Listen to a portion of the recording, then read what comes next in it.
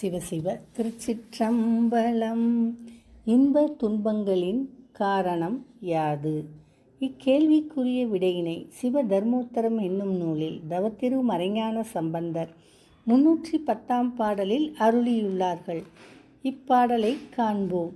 துக்கம் பிரிய சுகம் அடைய துணிவர் உலகர், அவருள்ளும் துக்கம் பிரிய சுகம் அதனை துய்ப்பார் சிலரே.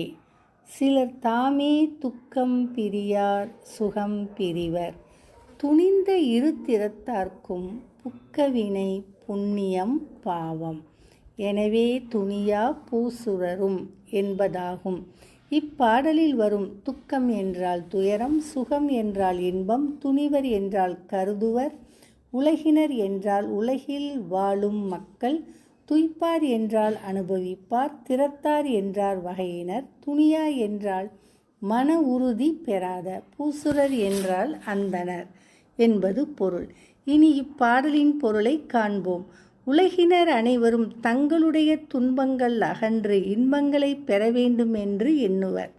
அவர்களுள் சிலர் இயல்பாகவே துன்பங்கள் இல்லாமல் இன்பங்களை நுகர்வர். சிலர் துன்பங்களில் இருந்து விடுபடாமல் வருந்துவர்.